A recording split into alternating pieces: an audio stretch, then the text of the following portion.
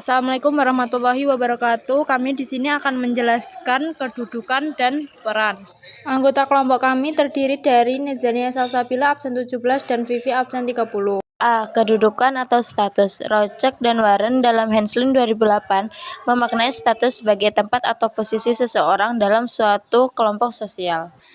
Cara memperolehnya terbagi menjadi 3 macam, yaitu 1. Ascribe status. Status ini diartikan sebagai kedudukan seseorang dalam masyarakat yang diberikan tanpa memandang kemampuan atau perbedaan antar individu. Contohnya keturunan bangsawan.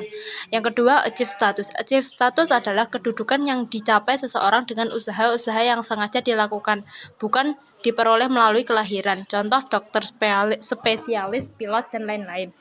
Yang ketiga, assign status. Assign status adalah status yang diperoleh melalui penghargaan atau pemberian dari pihak lain atas jasa-jasa tertentu. Contohnya para pahlawan dan peraih Nobel. B. Peran atau role. Peran atau role merupakan aspek yang dinamis dari kedudukan status. Dapat disimpulkan bahwa status dan peran tidak dapat dipisahkan satu sama lain. Narwoko 2010. Berdasarkan pelaksanaannya, peran dapat dibedakan menjadi beberapa hal, yaitu 1. Peran yang diharapkan atau expected roles. Cara ideal dalam pelaksanaan suatu peran berdasarkan penilaian masyarakat. 2. Peran yang disesuaikan actual roles.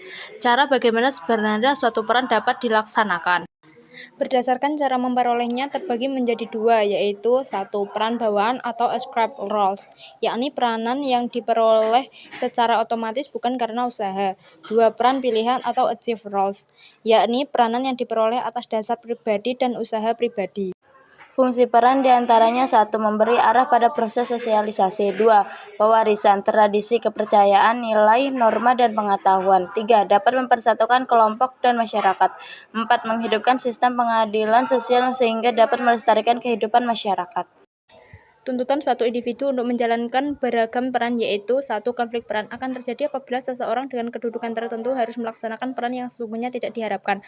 2. Ketegangan peran akan terjadi jika seseorang mengalami kesulitan melakukan peran karena adanya ketidaksesuaian antara kewajiban-kewajiban yang harus diembannya dan tujuan peran itu sendiri. 3. Kegagalan peran akan terjadi apabila seseorang tidak sanggup menjalankan beberapa peran sekaligus karena terdapat tuntutan-tuntutan yang saling bertentangan.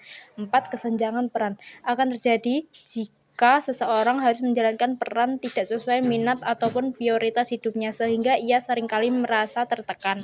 Sekian dari presentasi kami. Wassalamualaikum warahmatullahi wabarakatuh.